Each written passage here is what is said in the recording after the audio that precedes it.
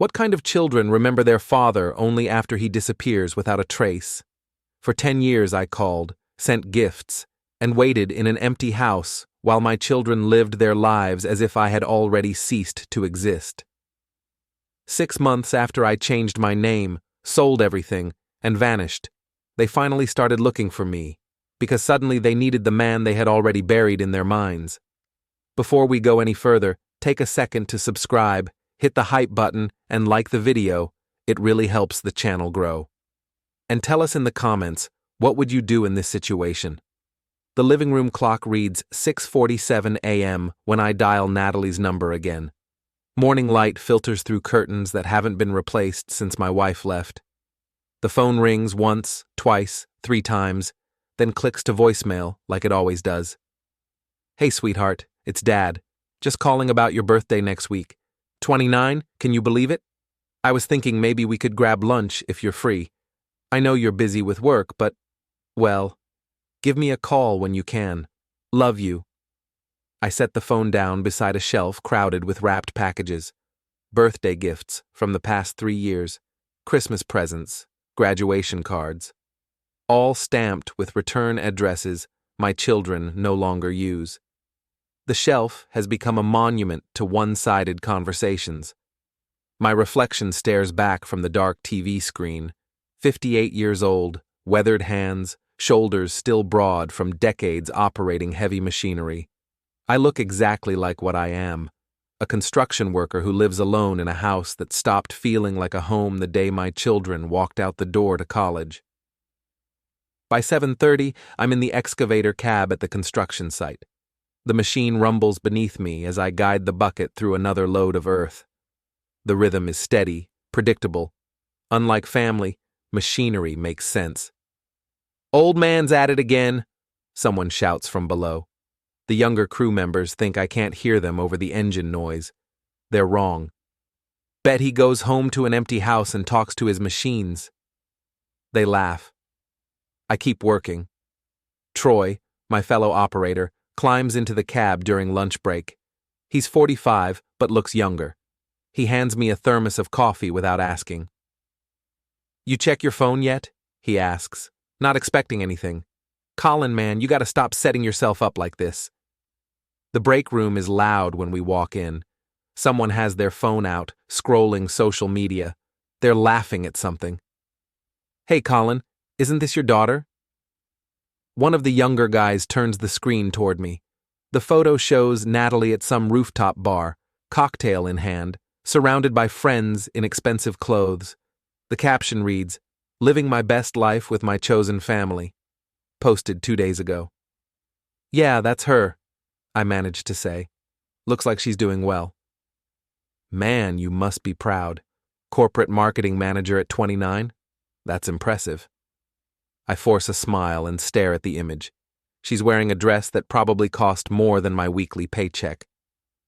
In the background, I can see Jordan, my son, laughing. Neither of them mentioned this party. She posts a lot? I ask, trying to sound casual. Oh yeah, she's always out somewhere. Your son too. They travel a bunch. Must be nice. I hand the phone back and return to my lunch. The sandwich tastes like cardboard. That afternoon, I make a decision. I've been saving overtime pay for months. I'll use it to buy a bus ticket to her city. I'll surprise her at her office. Face to face, she won't be able to ignore me. 3 days later, I'm standing in the lobby of a glass tower downtown. Everything here is polished and bright. The receptionist looks at me like I tracked mud across her floor.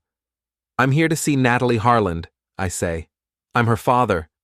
She picks up the phone, speaks quietly, then tells me to wait. I stand there holding a small wrapped box, a silver bracelet I picked out myself. 5 minutes pass. Then 10. The elevator doors open and Natalie steps out with 2 colleagues. She's wearing a sharp blazer, hair pulled back, phone in hand. When she sees me, her expression hardens. She walks over slowly.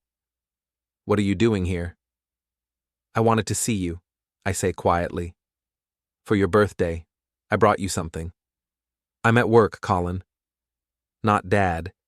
She stopped calling me that years ago. I know, I just thought, You can't just show up here. Her voice is low but firm. She glances back at her colleagues. This is inappropriate.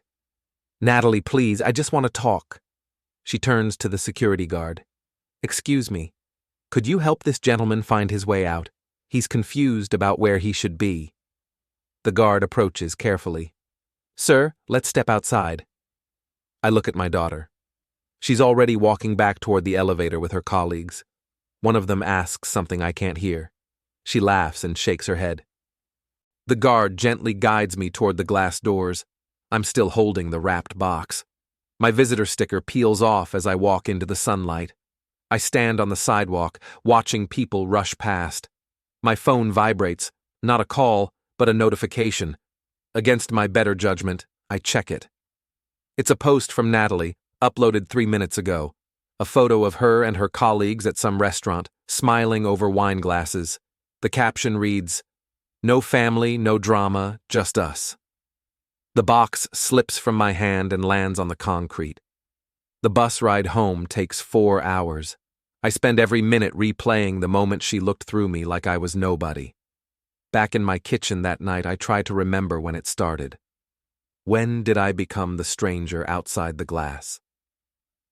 10 years ago, I drove Natalie to her college campus in my old truck. She was excited, talking non-stop about classes and sororities. I helped carry boxes up 3 flights of stairs while her new roommate's parents hired movers. When it was time to leave, she hugged me quick and said, "I'll call you, Dad, I promise." 2 months later, I drove Jordan to his school across the state. He barely spoke the whole drive, earbuds in, eyes on his phone. At the dorm, he pointed to where things should go. I asked if he needed anything else. He said no. I handed him an envelope with $500 in cash. He took it without looking inside and said thanks. The first year, they called sometimes. Natalie would talk about classes and parties. Jordan would ask about sending money for textbooks. I sent whatever they needed. I worked double shifts on weekends to cover it. By the second year, the calls became texts, short ones. Busy with finals. Can't talk now. I kept calling anyway, leaving messages they never returned. Their mother, Linda, left during Jordan's sophomore year. She said I was married to my machines, that I didn't know how to connect with anyone. She moved 2 states over with a man who worked in finance. She kept in touch with the children. They visited her for holidays. I stayed in the house alone. I wrapped care packages at this table. Socks, snacks, handwritten notes asking about their lives. I'd drive to the post office, mail them out, then wait for acknowledgement that never came. At union meetings, guys would complain about their college kids calling too much, asking for money. I'd sit there silent, wishing mine would call at all. Troy noticed. "They ever visit?" he asked one day. "They're busy," I said. "Building their lives." "Man, you're allowed to want your kids around." I shrugged. They're adults now.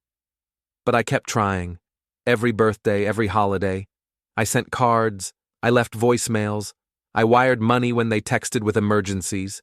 5 years in, Natalie got her marketing job. I found out through a post online. Jordan started his tech company. I only knew because Linda mentioned it. I called to congratulate him. He texted back, "Thanks." 7 years in, Natalie got engaged. I wasn't invited to meet him. The wedding happened without me. I found out after, through photos posted online. Jordan was in the pictures, smiling. My daughter got married, and I learned about it from strangers. 8 years in, I stopped mentioning them at work. People assumed I didn't have children. 9 years in, Jordan's business partner left him with massive debts.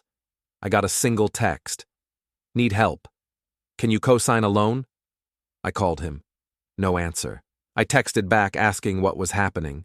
He sent bank forms. I signed. Never heard another word.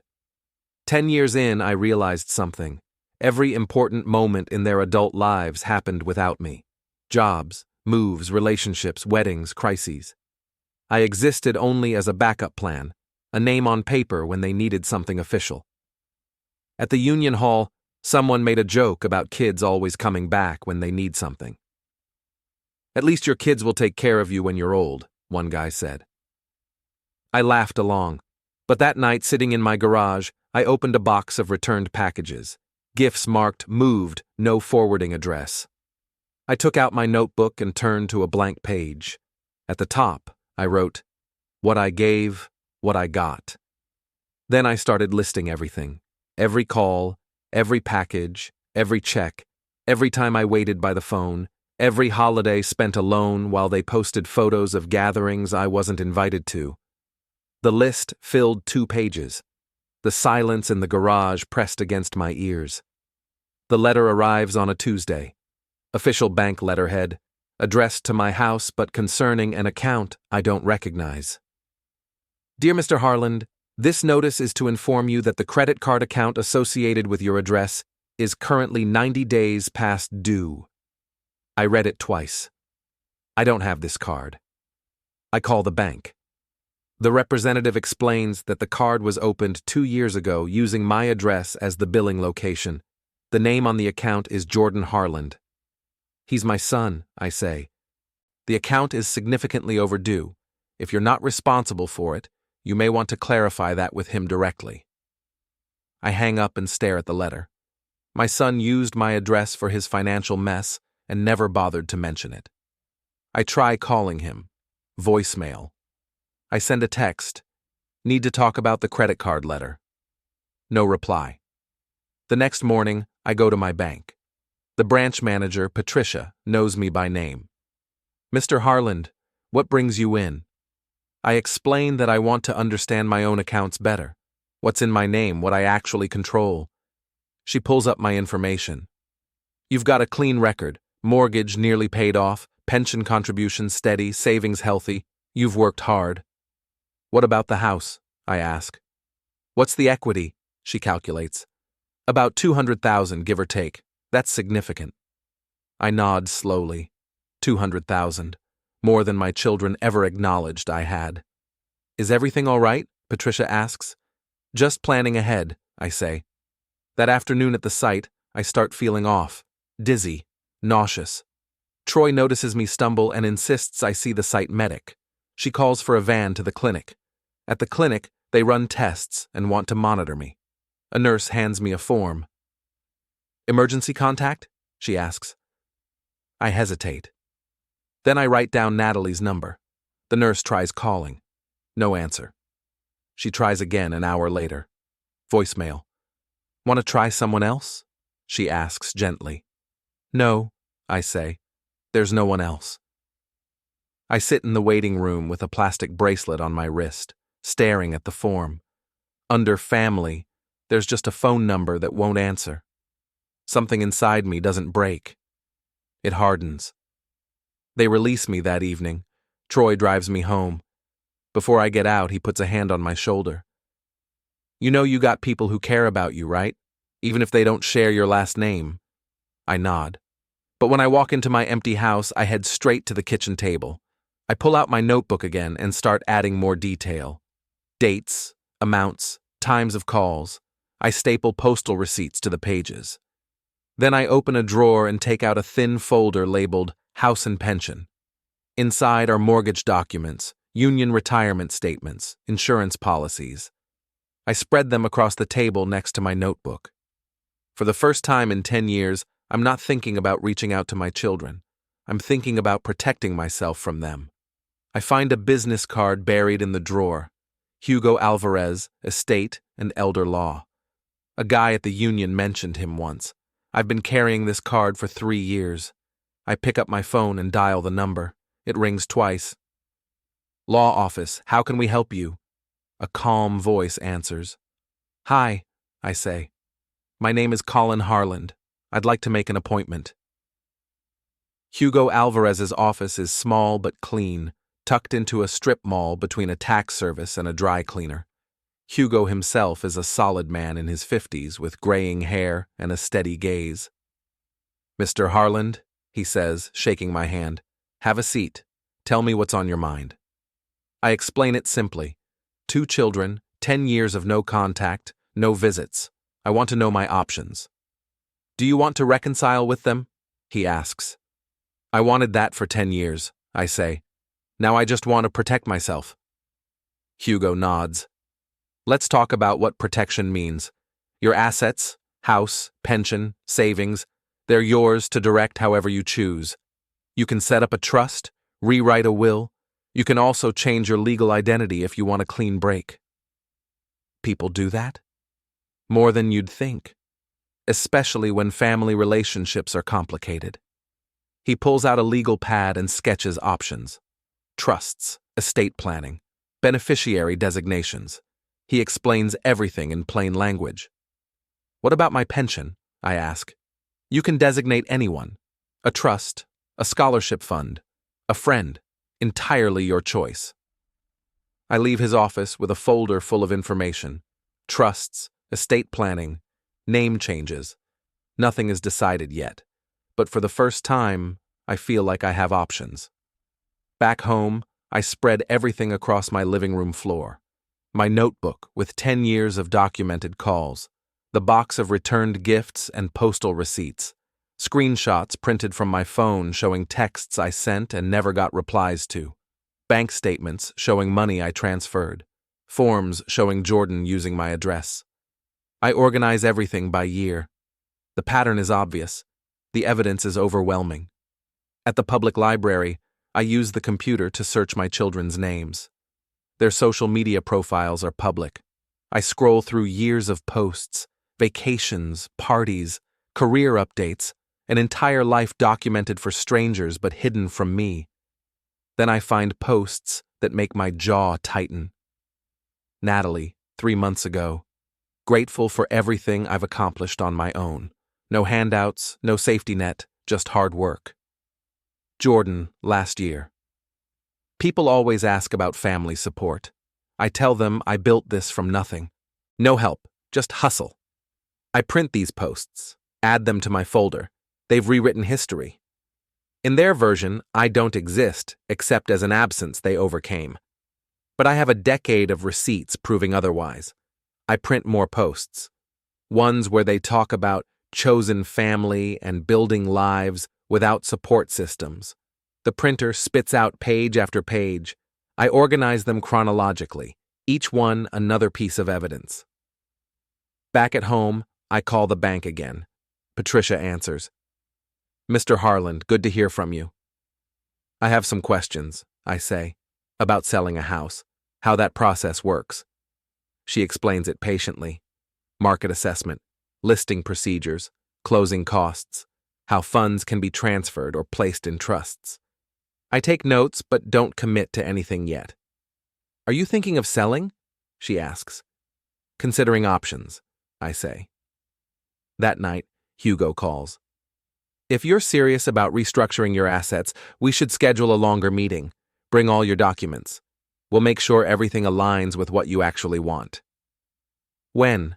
I ask. How's next week? I look at the calendar on my kitchen wall. There's a date 6 months from now, circled in red. Next week works, I say. After I hang up, I take a pen and circle that red date again. Underline it twice.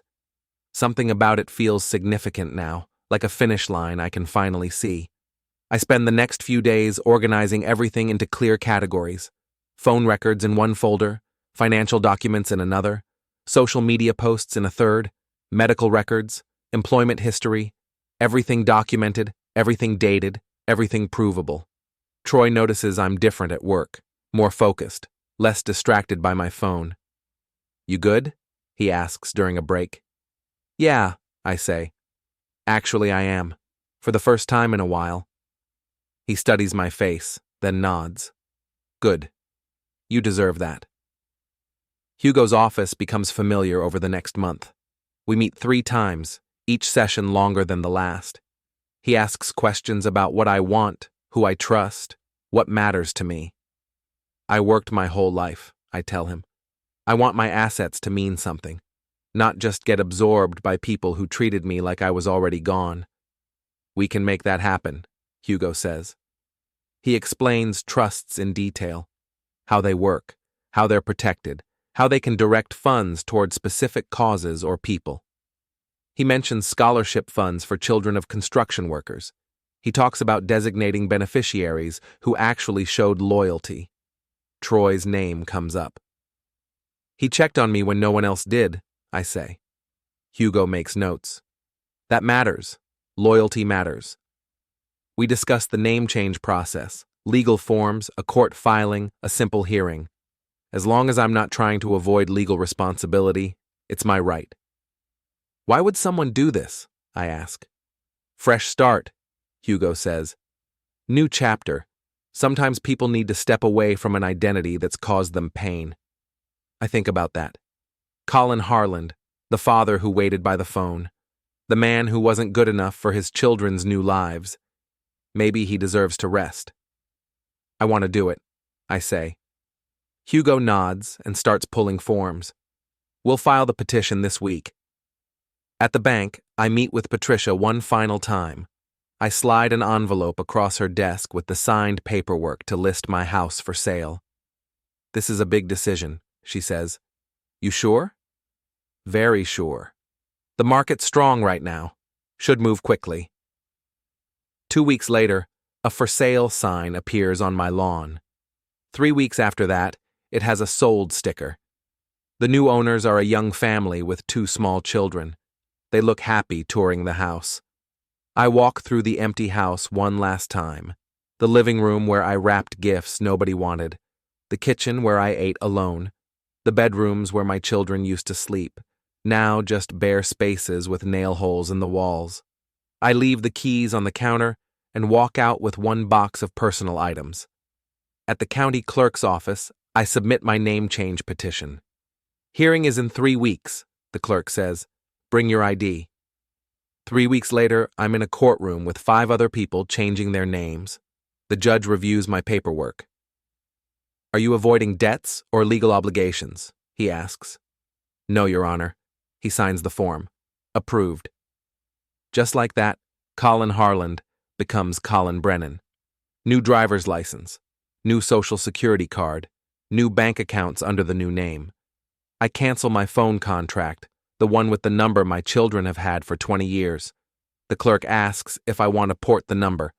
I say no. She deactivates it. I drop the old SIM card in a trash bin outside. I rent a cheap room in a town 2 hours away. Small, clean, quiet. A bed, a table, a bathroom, a kitchenette. Everything I need and nothing I don't. For the first time in a decade, the silence doesn't hurt. It feels like relief. I set up my new life methodically. New email account under my new name. New phone number given only to Troy and Hugo. My pension is restructured through the trust Hugo helped me establish.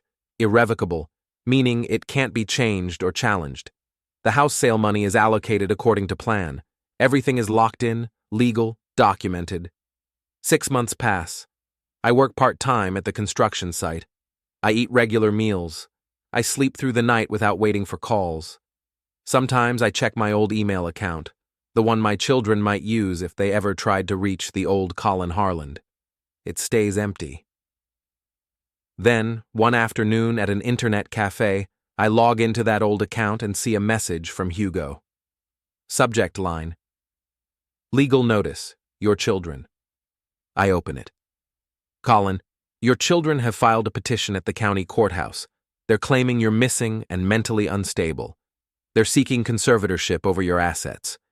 The hearing is scheduled in 2 weeks. We need to talk. I read it twice. They're not looking for me because they miss me. They're looking for me because they need access to the house and pension they assume are still waiting for them. I call Hugo. I got your email, I say. I figured they might try something like this, Hugo says. They're claiming you're incompetent.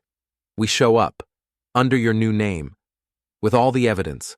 We let them make their case, then we present the truth. They're going to see me.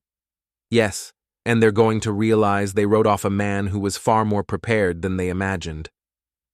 I agree to meet Hugo at the courthouse on the hearing date. After I hang up, I sit in the cafe for a long time. My children want to treat me like I'm gone, like I'm incompetent. So I'll let them meet the man they tried to bury. The county courthouse is marble floors and high ceilings. I arrive 30 minutes early with Hugo at my side. Remember, he says, let them talk first. Then we present the facts. I nod. My hands are steady. At 9:45, Natalie and Jordan arrive. Natalie is in a sharp blazer and heels on her phone, talking to someone about a meeting later. Jordan wears a suit that doesn't fit right, the shoulders too wide. Behind them, Linda stands near the wall, arms crossed, watching. They don't notice me at first. I'm just another person on a bench. Then Natalie's eyes catch on my face. She stops mid-sentence. Jordan follows her gaze. His expression shifts from confusion to recognition to something harder. They walk toward us slowly. Natalie ends her call and puts her phone away. So you are here, she says. We were starting to think you'd actually disappeared for good. I'm here, I say evenly. You look older, she says, studying me. More confused than I remember. Hugo steps forward. I'm Hugo Alvarez, Mr. Brennan's attorney. Shall we head to the mediation room? Mr. Brennan? Jordan's eyebrows raise. What kind of game is this? No game, I say. Just protecting myself. We file into the mediation room. Long table, plain walls. A court-appointed mediator named Harper is already seated. She's in her 60s, gray-haired, patient expression. Harper opens the session. We're here to address the petition filed by Natalie Harland and Jordan Harland concerning their father, Colin Harland, whom they claim is missing and unable to manage his affairs. Let's start with the petitioners. Please state your case. Natalie clears her throat. Our father disappeared 6 months ago, sold his house without telling us, disconnected his phone, vanished. We're concerned he's not mentally capable of making these decisions. We've tried to find him, but he's been unresponsive and erratic. Jordan leans forward. He's always been unstable, lonely. He made poor financial decisions. We think he needs help managing his assets before he loses everything. We're here because we care about him. Linda nods from her seat, supporting them silently.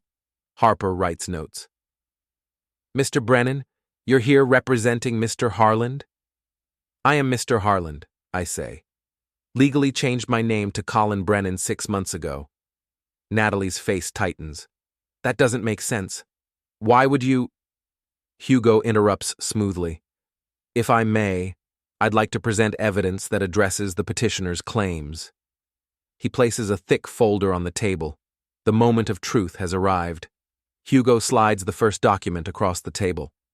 This is a call log, Mr. Brennan's phone records for 10 years.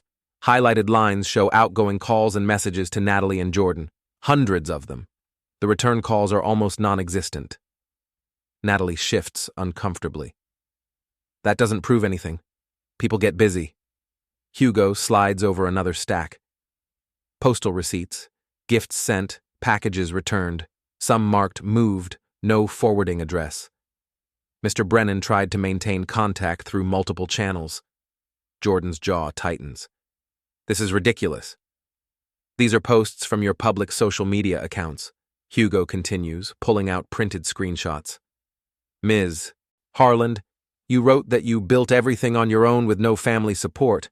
Mr. Harland, you claimed you came from nothing with no help. Yet bank records show your father sent you money for rent, tuition, and co-signed a significant loan. He spreads the documents across the table. My children stare at their own words. Let's address the claim of instability, Hugo says. Mr. Brennan underwent a full psychological evaluation as part of his name change process. He was found fully competent. He also has medical records, employment records spanning 30 years, and statements from colleagues. He produces another document. This is the sale record for Mr. Brennan's house, conducted legally with full capacity, 6 months ago. The proceeds were placed into an irrevocable trust. Natalie's voice rises. A trust? What does that mean? It means the assets are no longer accessible through petitions like yours, Hugo says calmly.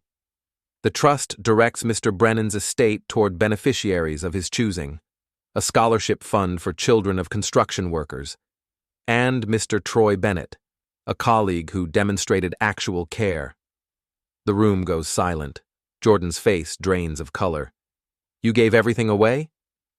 I directed my assets toward people who treated me like I mattered, I say quietly. You didn't make that list. Natalie stands abruptly. This is insane. You can't just cut your children out. I can, I say. And I did, legally, with full mental capacity. Harper reviews the documents carefully. After a long pause, she speaks. Based on what I'm seeing, the petition appears to be unsupported. Mr. Brennan has demonstrated full competency.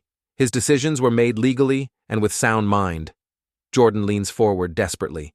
Wait, we can work this out. Dad, come on. Don't call me that now, I say. You haven't called me that in years. Natalie's voice cracks. We made mistakes, okay? But you can't just throw away your family. I didn't throw you away, I say. I waited 10 years for you to remember I existed. You came back only when you thought there was money to claim. That's not family. Harper closes her folder. Unless there are additional materials, I'm recommending the petition be dismissed. This hearing is concluded. Natalie and Jordan sit frozen. The reality is sinking in. The house is gone. The pension is locked in a trust they can't touch. The father they ignored is legally a different person who owes them nothing. Hugo gathers the documents methodically, placing each stack back into his briefcase. I stand slowly, my chair scraping against the floor. The sound echoes in the quiet room. This can't be legal, Jordan says, his voice rising. There has to be something we can do. A lawyer, an appeal. You're welcome to consult your own attorney, Hugo says evenly. But I assure you, everything was done properly. Court-approved name change, legally executed trust, competency evaluations. It's all documented. Linda finally speaks from her position near the wall. Colin, this is too harsh. They're your children. They stopped being my children when they decided I was too embarrassing to acknowledge, I say, looking at her directly. You encouraged that. You made it easier for them to forget me. That's not fair. Fair? I turned to face all three of them. I called for 10 years. I sent money when you needed it. I showed up when you told me not to. I waited by the phone every holiday while you posted pictures of your lives without me. What part of that was fair? Natalie's eyes are red now, but no tears fall. We were building our lives. We needed space. Space is one thing, I say. Erasure is another. You didn't just want space. You wanted me gone. So I gave you what you wanted. But the house, Jordan starts. Was mine, I interrupt. My name on the deed. My mortgage payments for 30 years. My equity, not yours. You assumed it would be there waiting when you finally decided to acknowledge I existed, but only because you needed something. Harper stands. I think we're done here. The petition is dismissed. Mr. Brennan is free to go. Natalie takes a step forward. Dad, please. We can fix this. We can do better. You had 10 years to do better, I say. You chose not to. I'm just respecting your choice. Jordan's voice breaks. What are we supposed to do now? I've got debts. The business is failing. You'll figure it out, I say. Like you told everyone online, you built everything from nothing with no help. Keep doing that. The words land like a slap. Jordan's face flushes red. You're really going to abandon us? Natalie asks.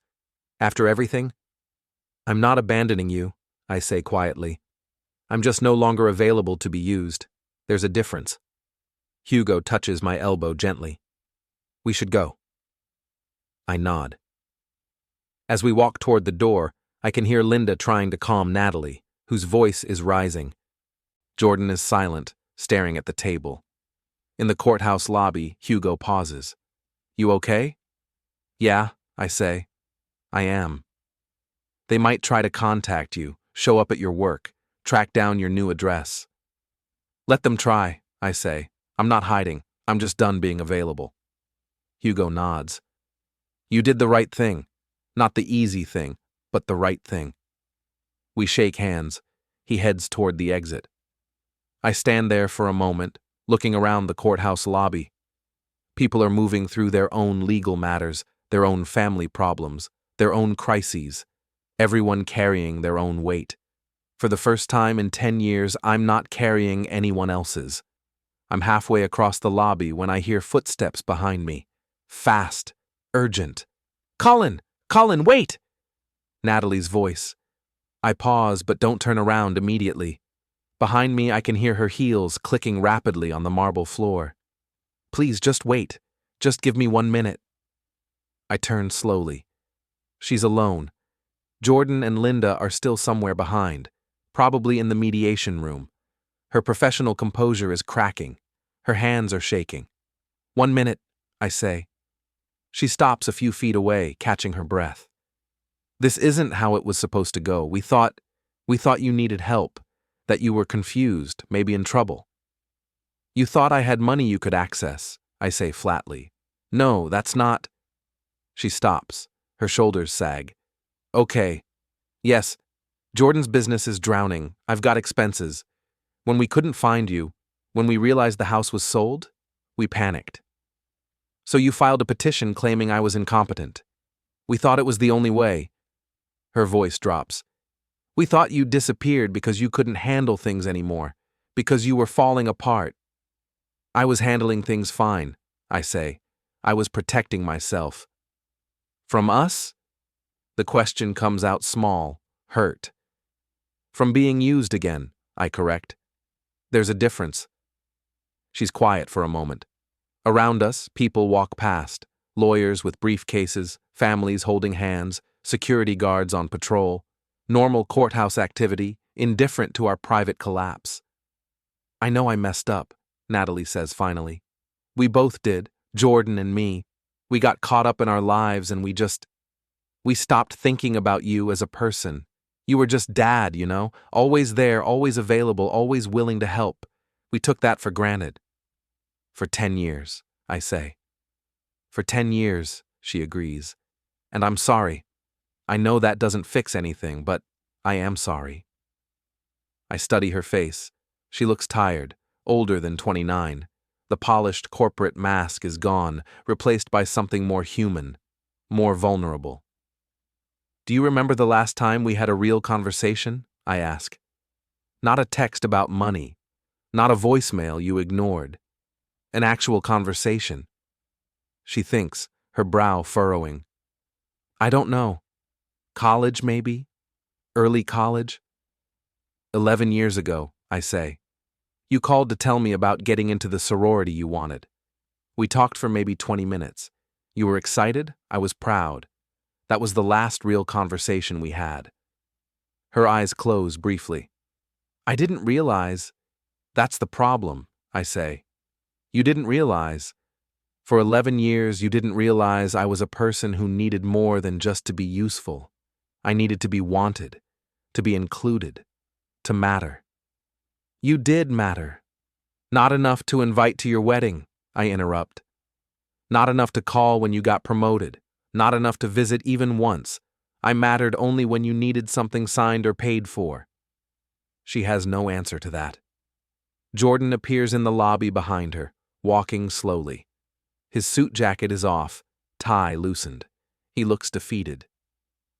We should go, he says quietly to Natalie. Just a minute, she says without turning around. There's nothing left to say, Jordan tells her. He's made up his mind. The money's gone. Let's just go. See? I say to Natalie. Even now, he's only thinking about the money. Jordan's face flushes. That's not fair. I'm thinking about survival, about keeping my business alive, about not losing everything. You're thinking about not losing what you never earned, I say. There's a difference. I'm your son. Being my son meant something when you were a child, I say. When you needed raising, needed teaching, needed support to become who you are. I gave you all of that. But being my son as an adult means reciprocity. It means relationship. You didn't want that. You wanted a bank account with my name on it.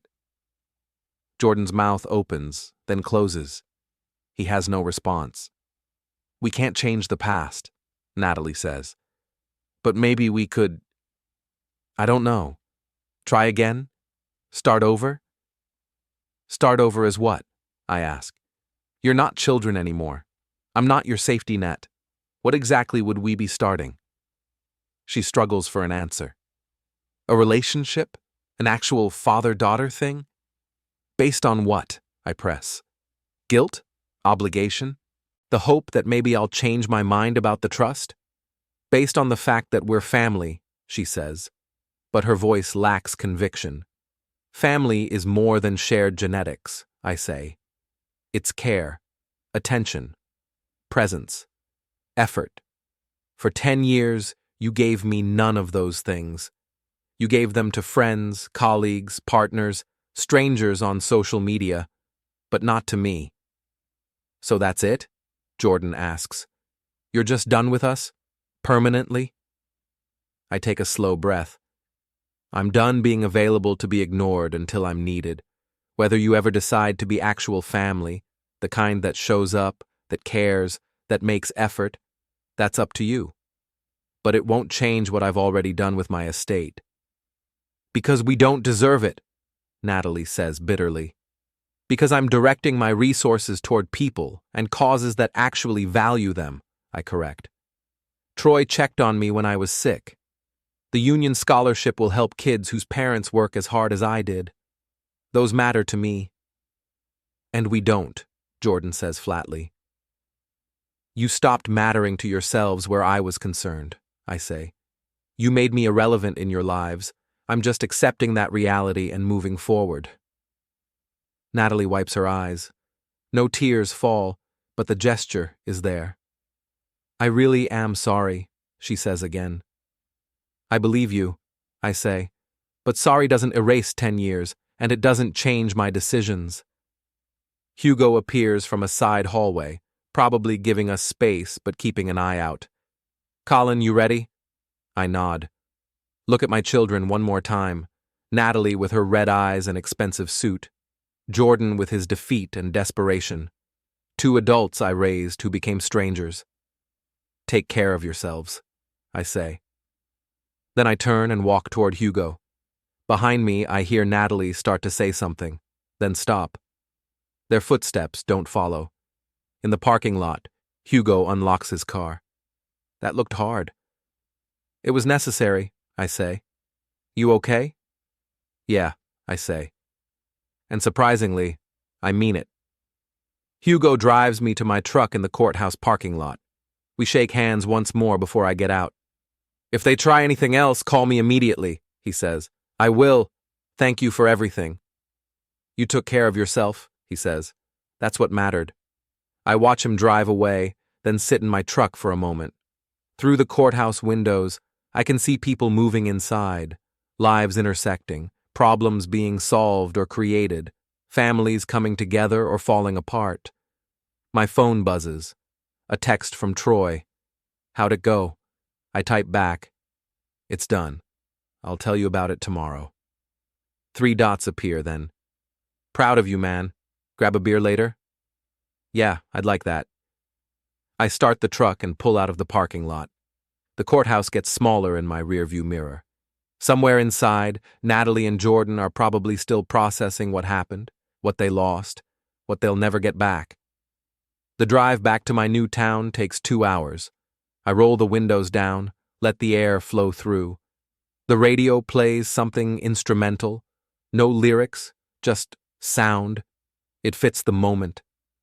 When I get back to my small rented room, I pull out the notebook, the one where I documented everything. I flip through the pages one more time, every call logged, every gift recorded, every attempt to connect, all there in ink. Then I close it and put it in a drawer. I don't need to carry it anymore. My phone rings. Unknown number. I almost don't answer, then decide to. Mr. Brennan? A woman's voice, professional. Speaking. This is Jennifer from the Union Scholarship Committee. Mr. Alvarez reached out about your trust designation. We wanted to thank you personally. This contribution will help so many families. That's good to hear, I say. Would you be interested in attending the first award ceremony, meeting some of the recipients? I think about it. Kids whose parents work like I did, getting a chance at college without the debt. Yeah, I'd like that. Wonderful. We'll send details. After we hang up, I stand at the window of my small room. The sun is setting, orange light spreading across the sky. Tomorrow, I'll go back to work. Maybe grab that beer with Troy. Live my life on my own terms. My phone buzzes one more time. A text from an unknown number. Dad, it's Natalie. Please, just tell me this isn't permanent. Tell me there's a way back. I stare at the message for a long moment. My thumb hovers over the keyboard. Finally, I type, "You had 10 years to find a way forward. I'm not closing any doors, but I'm not opening them either. If you want a relationship, build it like anyone else would, with effort, time, and genuine care. Not because you need something, because you actually want to know me." I hit send. Turn off my phone. Set it on the table. Then I walk to the small kitchen, make coffee, and sit down with a book I've been meaning to read. The pages turn slowly. The coffee gets cold. Outside, the sky darkens. For the first time in a decade, I'm not waiting for anything. Not a call, not a visit, not an acknowledgement. I'm just living. And that's enough.